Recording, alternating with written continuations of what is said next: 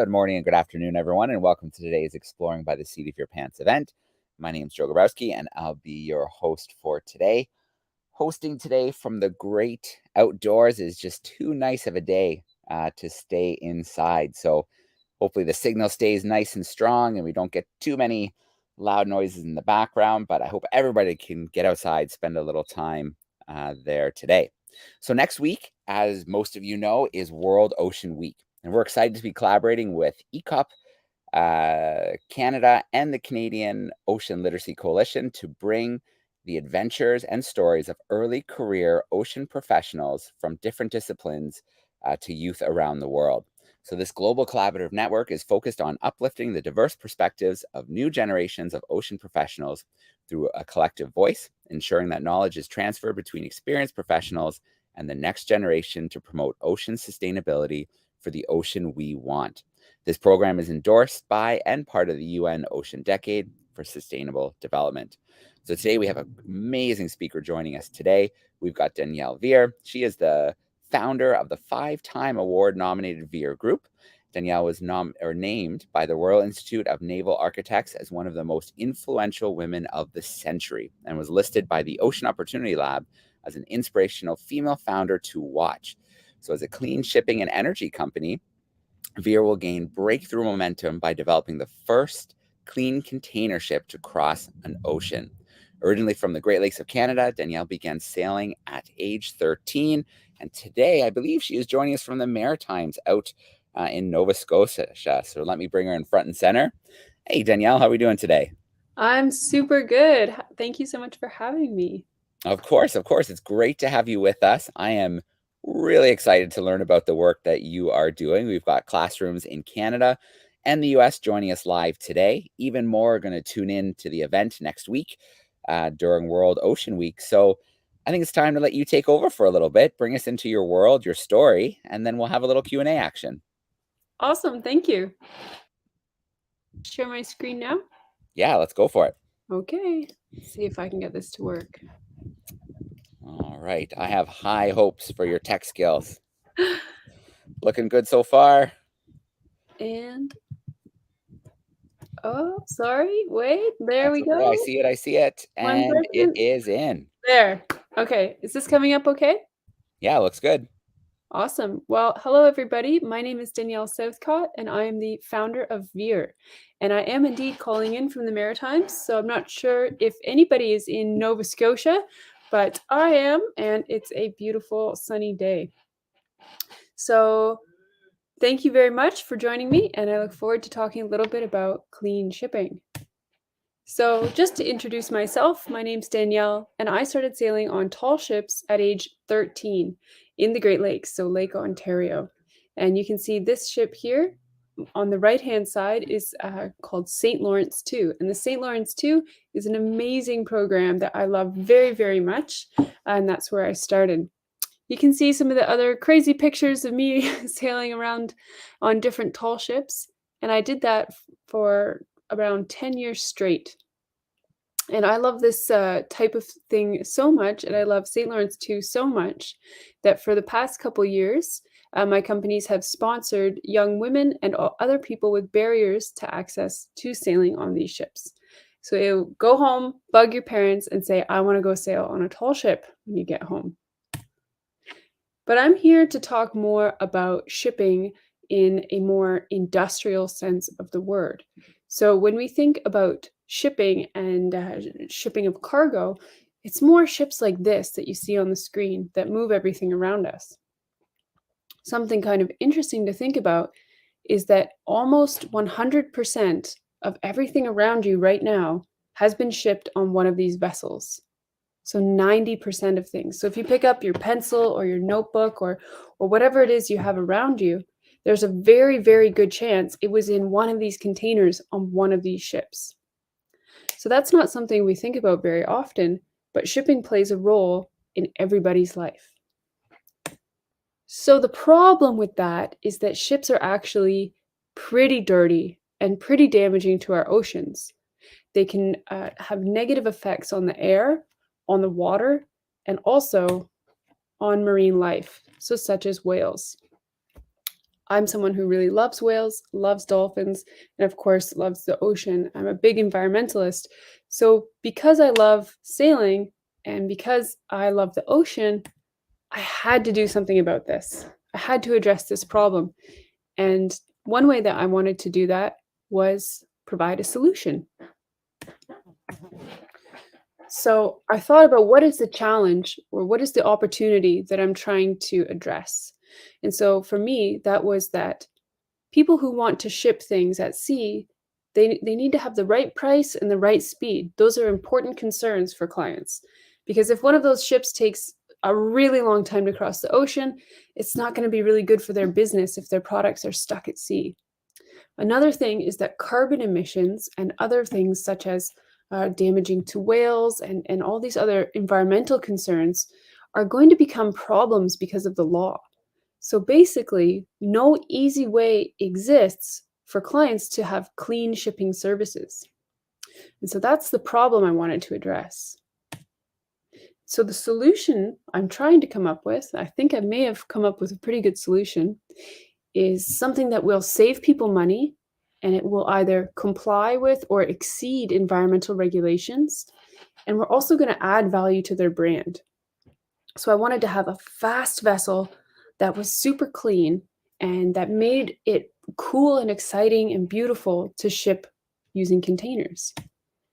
And it was very important to specify that most things around you are shipped in containers. So that's what I really wanted to focus on. And what we came up with was this design. So Veer, that's the name of the company, Veer will gain breakthrough momentum by deploying the first clean container ship to cross an ocean. And when I say clean, it means there will be no combustion. So no diesel, no gasoline, no other fumes or fuels such as ammonia or sulfur, none of that. Methane, we're not using any of those things.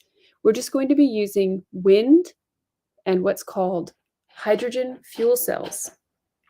So hydrogen fuel cells also work using an electric engine. And some of you in the rooms may have parents who drive electric cars. It's going to feel pretty similar to that. And one of the most important parts about that is it will be quiet. So if you've ever driven an electric car, you know that it's so quiet that it's weird. And so that actually goes back and helps the whales because the sounds underwater from the engines really bother the whales. So if we have anyone out there that's interested in some of these more technical specifications, this is some of the details of the ship itself. You can feel free to take a picture of that slide if you want. But essentially, this ship will be 100 meters long or 328 feet. So while it is a very big ship, like if you try walking 100 meters, it takes a while. But at the same time, it's very small compared to the huge ships I showed you. But that actually doesn't really matter because we're shipping containers and that's what people want. And we're able to do it totally clean and fast. So we already have a lot of clients that are interested in shipping clean. So Lush is a company that makes bio soaps and bio cosmetics, and they've given us a statement saying how important our mission is.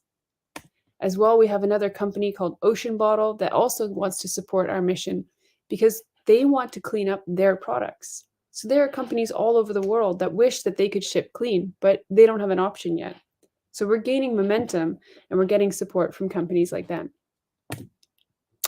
And we've had a lot of coverage around the world. We've been in pretty much every magazine that your parents read, I would guess. We've had our story on the cover of 4 different magazines, actually 5 on the cover of a newspaper as well in the Caribbean.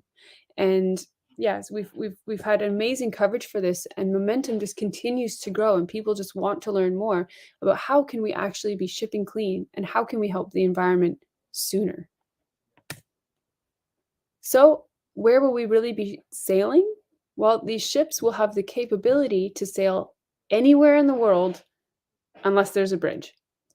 So as you see, we have very tall masts, so we won't be going into places like the heart of London or into Lake Erie or different places where there are bridges that are very restricting. But other than that, we can pretty much go anywhere. You can see these lines on the map. They show some of the routes we're looking at. And you can even see we're looking down in Australia. That's where my husband's from, and he's going to come into, I'm going to mention him again in a little bit. But you can see that where we're focusing most of all is actually in the North Atlantic. So the North Atlantic Ocean, where all the arrows are, can connect us where most of us are calling in from now, which is from the Great Lakes or New England or the Canadian Maritimes. That can connect us down to the Caribbean, to South America, to West Africa, and of course over to Europe. So those are the places we'll probably ship first. I think that's about it until we can go back to sharing video. So I just wanted to say that one of the most important things that I'm trying to do is not only clean up shipping.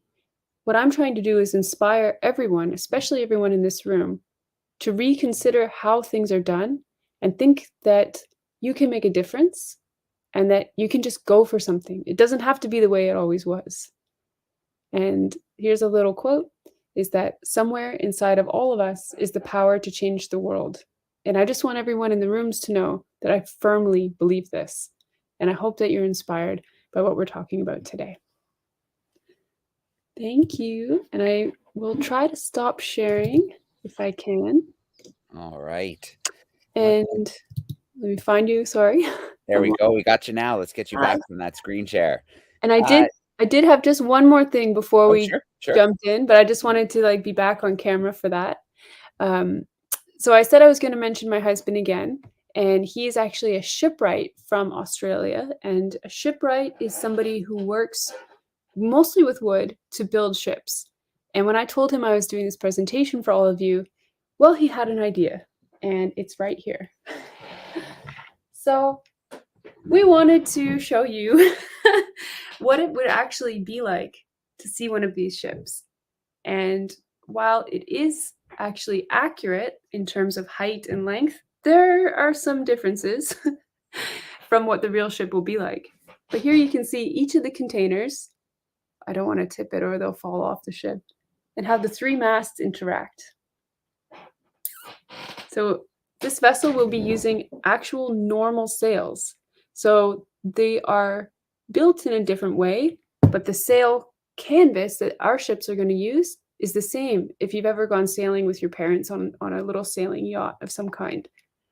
And so we're going to be combining wind and hydrogen to move containers just like this across the ocean. And that's all. Thank you. All right. Very, very cool. And thank you for sharing that with us. I'm sorry I jumped in so quickly. I didn't know we had a very, very cool model to share. I didn't tell you. It was a surprise. All right. Very, very cool. Danielle, I mean, it's such a big project. It's such a bold project. I just was in Colombia, and on the way down, we stopped in Panama and flew over the Panama Canal. And it always amazes me to see the dozens and dozens of container ships waiting to pass through that canal. And it kind of gives you a real scale of the issue, that there is so much being moved around the ocean in this way. What's the timeline looking like for, maybe a first prototype? Yeah, so we are at one of the most exciting phases right now. Our team is just finishing working on all of the technical specifications, so all of the actual engineering of the vessel. Yeah. And we're going to be sending out basically the plan of the ship to around 8 shipyards. And we're going to be doing that in about 6 to 8 weeks from now, so less than 2 months from now. And when we finally send this plan out to all the shipyards from all over the world, they're going to come back and tell us how much this thing is going to cost to build. But we already have a pretty good idea of that. So we hope to be building this ship this year, and it should take 1 year to launch. Okay, so we're talking soon. That's yeah, exciting. It actually should be kind of quick if everything goes magically to plan. All right. Well, Danielle, before we launch into a little Q&A action, I want to play a little Kahoot with our classes. So while you're presenting, I pulled together a couple questions that our classes can answer and compete against each other to see how well they were paying attention. So I'm going to share my screen here and we'll get it nice and front and center for the classrooms. And then just a reminder that if you don't have one-to-one tech, if you don't have something at your seat, that's okay. Your teacher can pull it up at the front of the classroom and you can shout out your answers to him or her. So let me present my screen here. Let me pick the right screen because that's important too. There it is. Okay, so Kahoot.it is the website you want to go to. You can see it up there, Kahoot.it. And then your PIN number is 7463956. So if you are at home, I know we have some virtual students who join us. You can just scan it with your phone or a tablet. You can scan that QR device there and it will bring you in. And then we'll give a little minute here to get a few of our groups here and in place to play some Kahoot with us. Look at all these players. Some are individual players, some will be representing whole classrooms, and we have the auto name on. So we're going to get a lot of really cool animal names coming up here and joining us, which is always great. What do we have so far? The clever goat, the mountain kitten, the rocky newt. So very cool. Let's see if we got any ocean creatures. Ooh, the hero echidna. I like that one. Any ocean creatures? I don't think I see any yet. Hopefully we get an ocean creature to root for before we go live. Oh, a pelican. That's close. Yeah, they hunt in the ocean. That'll work. Very cool. There's the aquatic falcon, which is yes. I like when they do that. Aquatic lemur, aquatic falcon, the legend emu. So I have 3 questions queued up, a little bit of multiple choice, a little bit of true and false. If you get the answer right, you're getting points. If you get it wrong, well, we got no points. But if you get it right and you do it really fast, you're getting even more points. So that's the key. Get that right answer in as quick as you can. Danielle, I think we are ready to play, so let's jump into it. Here we go.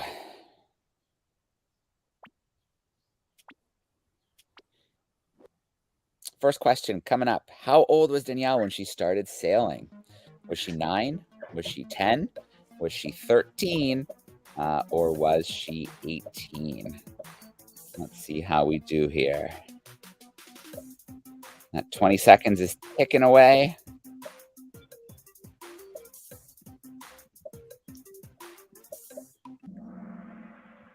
All right. Most went with 13. Good job, crew. And Danielle, is that something anybody, is there, like, I know scuba diving, you have to be 10. That's when you can kind of start training. Sailing, is there any limit like that? Or can you pretty much start whenever someone wants to take you? So you can always start sailing at any age with any type of boat, but certain programs will have certain ages that they can allow you. So for example, the St. Lawrence 2 and those brigantines, you do have to be 13 to join, but there are definitely opportunities to start way younger. All right, very cool. The legend camel is holding down that top spot, but we're going to go to a true and false question. 50% of what's around you was shipped by an ocean container ship. Is that true or is that false? 50% of what's around you right now.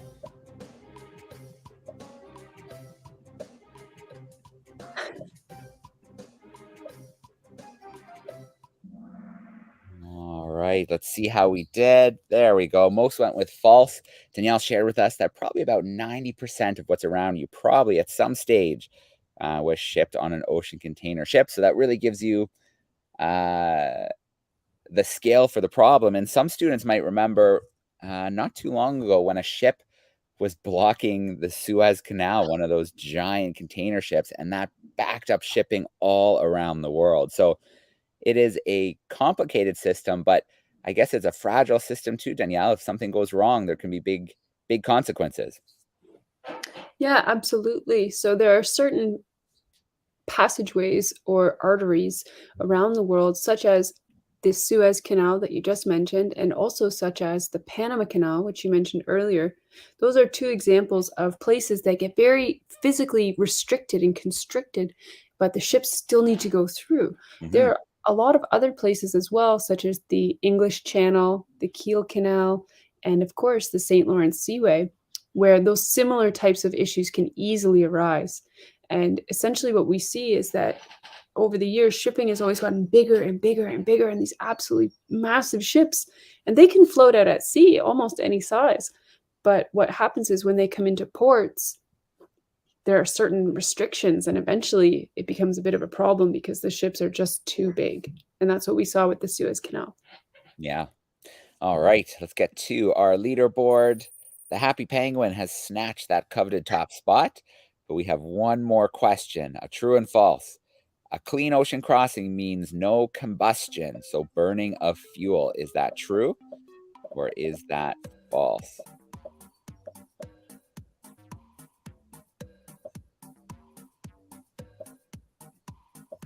Got a few more seconds to lock in that final answer.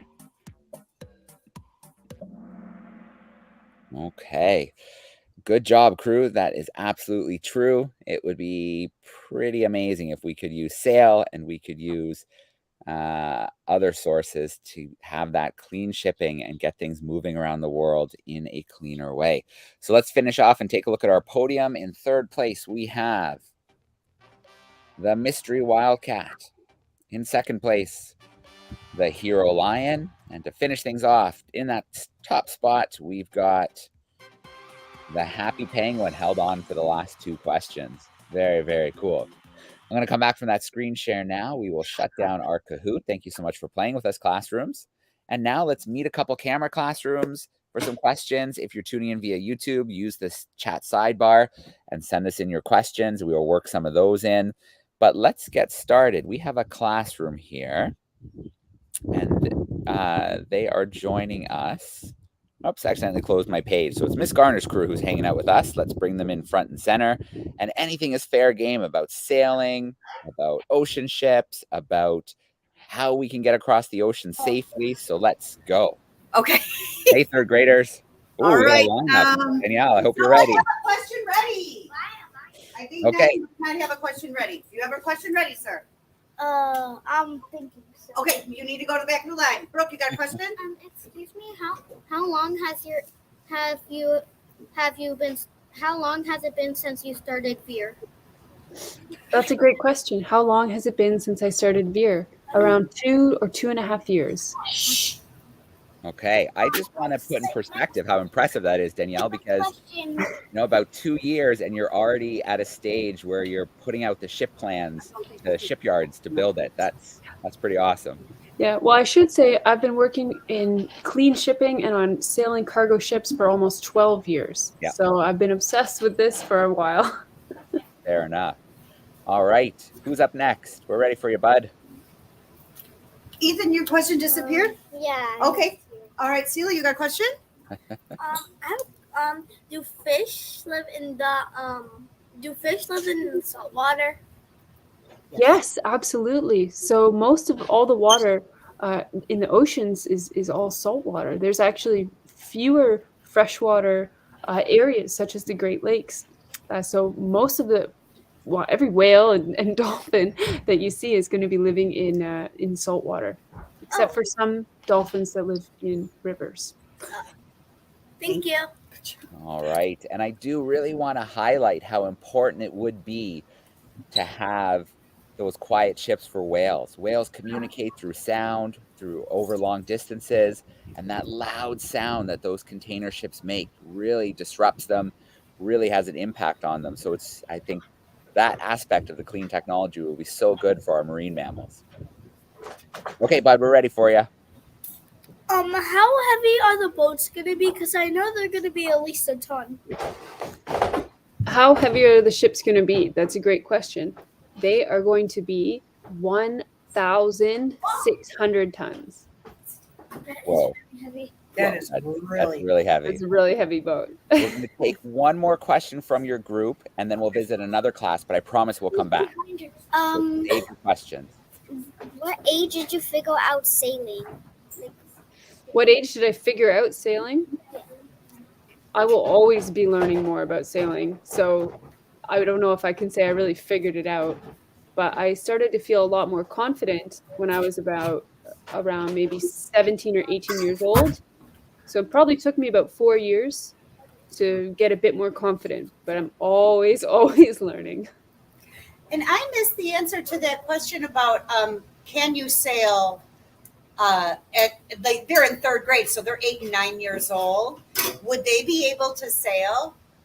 So absolutely, absolutely. You can start sailing at any age. It's just important to make sure you find a program that allows ages like that. But there really, really should be programs around where you can start in small boats. All right, everybody go ahead and find your spot on the carpet. Right. Or you can go back to your seat. Thank you so much. Thank you. We I will love come this. back. Thank you for the questions. So have some questions ready because we will visit your class again. Looks like you have lots of questions. Now, Danielle, you were wondering if there were any classes out there joining from Nova Scotia, and Miss Melnick's grade 5-6s happened to be in Duncan, Nova Scotia. So I'm going to bring them in front and center. Here they come. Hey, 5-6s. Hello. Oh. So Wyatt has a question for you. How many different types of cargo ships are there? How many different types of cargo ships are there? Well, what I can say is there are around approximately 50,000 or 60,000 ships out there that are moving cargo.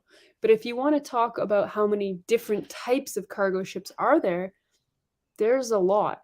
So you can have giant big ones like I showed in the pictures, and those are going to be sailing all the way across the oceans, even from China to the Netherlands.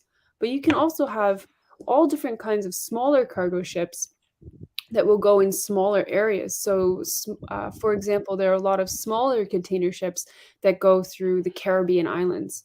But even today, if you look at places that never really had the same infrastructure, so if we talk about like a Madagascar, they actually still use sail today because they don't have the roads and they don't have fossil fuel. So I think there's almost as many types of ships as you can imagine in the world. All right, 5-6s. Do you have another question there for us? We do, yep. Excellent. Keep them coming. What's your favorite whale to see? What's my favorite whale? So I would say probably that humpback whales are likely the most entertaining because the humpback whale, I've seen them just jumping out of the water, like nonstop jumping. But it's so amazing to see a blue whale because that's the largest one. And one time when I was working at an eco whale watching company in Iceland, all the way in the north of Iceland, I got to see a blue whale put his tail up, his fluke, and only 2% of blue whales apparently do that. So that was a very special thing as well. But All orcas right. are super cool too. There's so many cool whales. What's your favorite whale? Can I ask you a question? Oh, she's trying to escape. What's your favorite whale before you get away from us? Oh, Oh, and unmute for us. We can't hear you. Alina says she likes the orca. Very, very cool. They're so cool. We had a presentation the other day with a group who are about to sail their little sailboat from Norway into the pack ice of Svalbard. And they showed us a picture from last year where a drone was up over the boat and a blue whale was next to the boat. It was longer than their sailboat. It was really cool. That is so cool. All right, Miss Melnick's crew, I see someone else there for us. What type of animals do you see when you're sailing? What type of animals do we see when we're sailing? So we're very lucky. You see lots of dolphins. They always jump at the bow. That's not just in the movies. That happens in real life. And you often get to see some sort of whale sighting. But one of the most interesting things I saw was sailing into Jacksonville, Florida. I was sailing on a big schooner called Roseway, and we saw 3 leatherback turtles. And they looked like the Loch Ness monster. Like they were like huge. They look like dinosaurs or something. And so when you get to see turtles, that's always a little bit different and fun experience. All right, Miss Melnick's crew, we are going to check in with you in just a little moment, but I want to hop over to YouTube and make sure we take a few questions here from the comment section.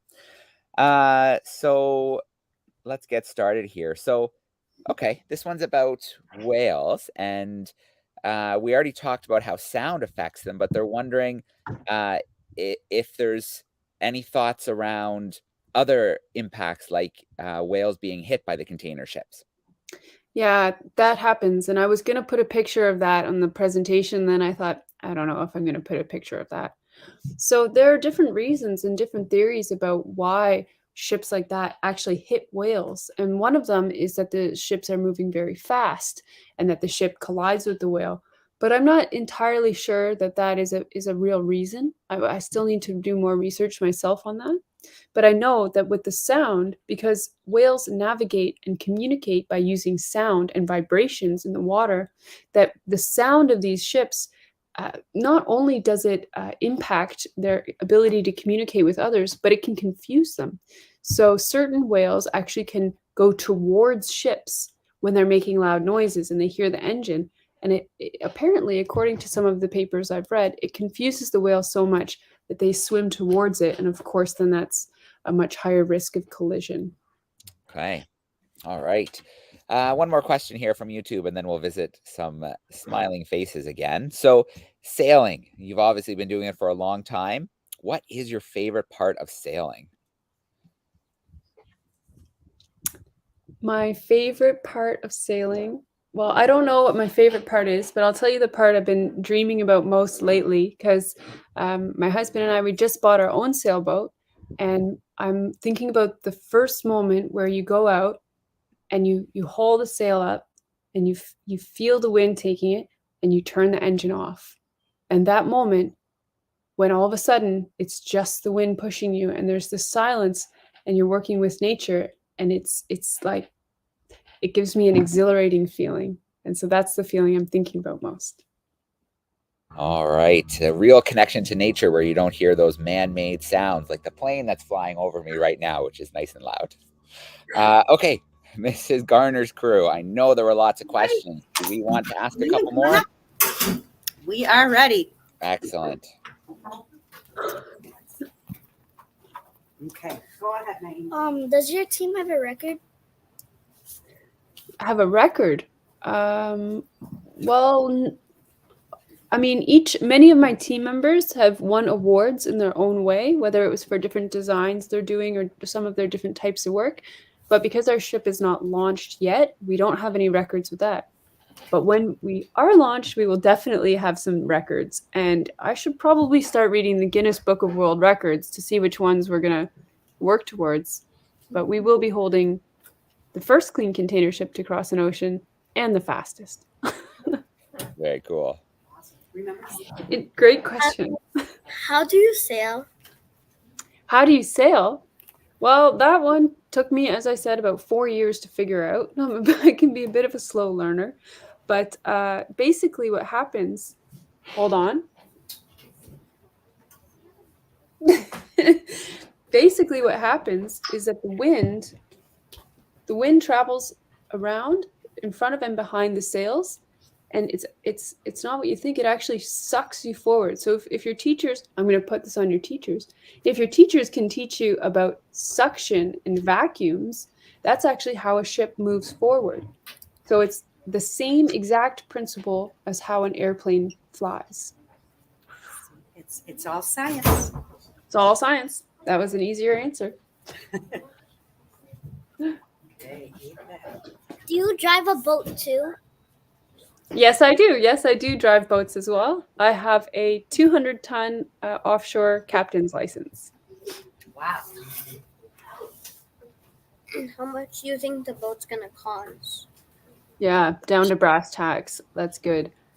This boat, now don't quote me on this, okay? This is an estimate, and the shipyards haven't told me. We just think maybe around $30 million US. So for anyone in Canada, you have to yell American after that, which means it's more expensive. What if a blue whale knocks out the boat? That can happen. That can happen when, if you're talking about a smaller sailing boat, if the whale collides with the boat, that can cause problems. But that doesn't happen very often. Something that's interesting is boats that are like private yachts, so about the same size as a whale, they sometimes sink, which is really scary. but it can often be because of a container. Here's my example of a container floating at the ship's surface, and those sailing yachts hit containers. And so sometimes people say that they were sunk by hitting a whale, but often they're actually hitting a sunken container. Interesting.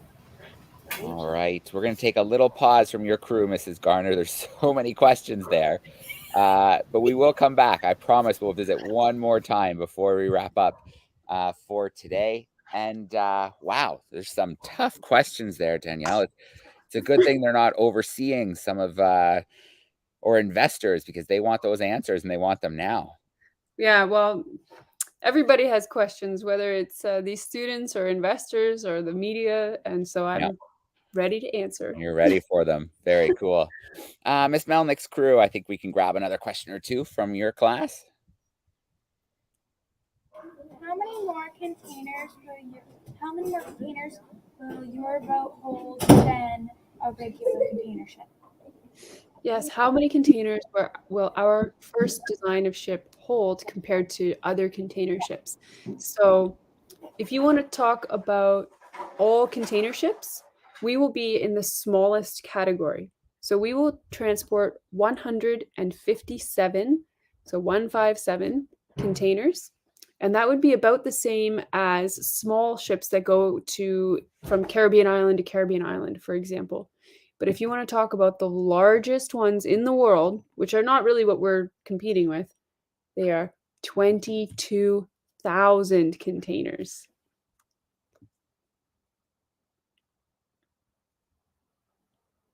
Just before we get the next question from Miss Melnick's crew, Mrs. Garner's class is just telling me they have to go to lunch. So I want to bring them in one more time and get a big wave from them.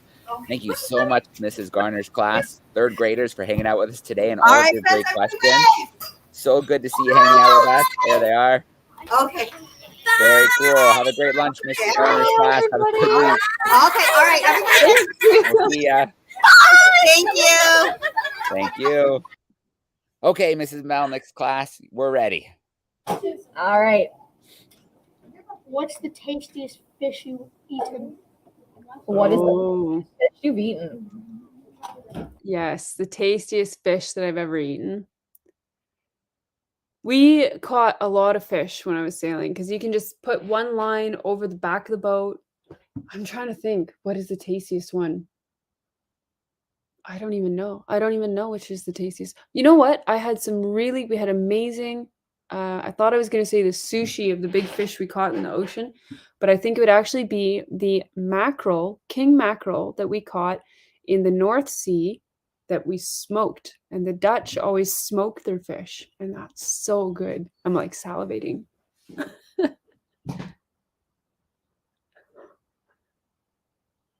What's the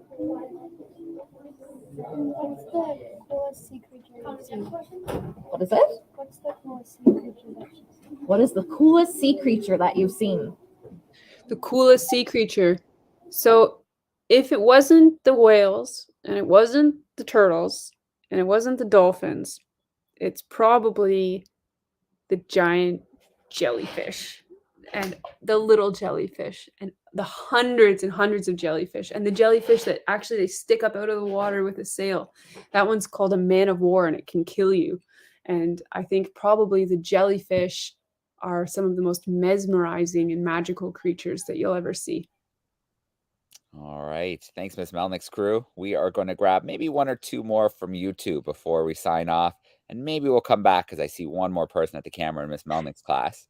But a couple questions. I can't resist this one on YouTube. Have you ever fallen overboard while sailing? No, I've never fallen overboard. No, but I've been on a situation. I was at the top of a mast of one of these sailing ships, and my job was to take up a photographer, a guy who was filming the boat for a TV show. And at one point, he just said, "Can you please hold my camera? Can you take my picture?" And so I held it. I said, "Of course, I'll take the camera." And he jumped off the mast while we were sailing close to rocks. It was the scariest experience in my life. And we had to turn around. It was so not good. He was fine. But I just remember standing aloft holding the camera So don't fall overboard. It's usually against the rules anyway. All right. Wow, that is quite yeah, quite a thing to see. I'm glad he was okay. Yes. Okay. Someone here is wondering, we saw the big sails. Can you tell us a little bit more about what the ship will do if there's no wind? Yeah, absolutely. So there is not always wind, but there's mostly at sea, there's usually some wind. What can happen is you can get stuck in an area with no wind, and that can be called something like the doldrums, or you're in the doldrums. And when you're stuck in an area with no wind, that can be super frustrating, and actually some people go a little bit crazy. But what we would do in that scenario is we would use our engine. So we do have hydrogen fuel cells that use an electric engine. And while we don't really have enough fuel to cross a whole ocean, we do have a lot of range. And so what we would do is drive, so still using only clean fuel, zero combustion, renewable energy. We would drive to a place that actually has wind. And we can know that because of our sophisticated weather routing. And basically, we have weathermen for the middle of the ocean as well. So we'll drive to a place that has wind and keep sailing. All right. And final question from our friend here in Nova Scotia. How fast is the boat going? Thank you for asking that. So these ships are designed to go pretty fast. So basically, a ship of this size, well, not this size, but like in real life, if it was 100 meters or 328 feet, this boat, if it was driving, could go around 10 to 14 knots ish. They're all different, but that's a range. But our vessel can go easily with the proper conditions, 18 to, I hope, even 20 knots.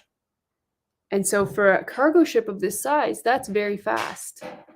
But the largest container ships in the whole world, which again, we're not trying to be like them, the largest, fastest container ships in the world can go 24 knots. But they only very rarely do that because it is an inefficient use of their speed and fuel.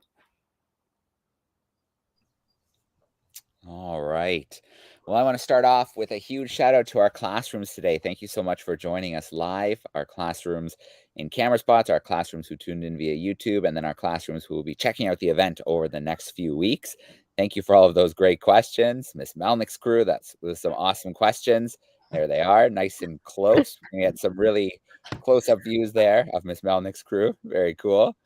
And then Danielle, a huge shout out to you. Thank you so much for, well, first of all, being with us today and sharing the work you're doing. And thank you for the work you're doing, because it's so important that we find these solutions so that we can have these cleaner alternatives for our planet. Well, thank you. This has been really, really rewarding. I didn't know what to expect, and it's really beautiful. I'll just say, if people are enjoying this, please feel free. Please follow us on social media, on Instagram and Facebook and whatever you use, at veer.voyage, VOYAGE. Veer.voyage. Very cool. Veer.voyage. So please keep in touch. I loved this. Thank you. Excellent. I'm going to share a couple links as we're signing off. Ocean Week Canada, if you want to check it out, you can find the website there, oceanweekend.ca. If you want to find out, because we still have one more ECOP event coming up before the end of the week, I'll share the link there. If you go to exploringbytheseat.com/ECOP, and we'll be hanging out with Dane tomorrow. We'll be learning about ways that we can protect our ocean. Danielle, again, what a pleasure. Thank you so much. We can't wait to hear about the records you're going to smash. And we can't wait to see how that first voyage goes. Thank you. All right. We're going to sign off for today. Thanks, Danielle. Bye, everybody.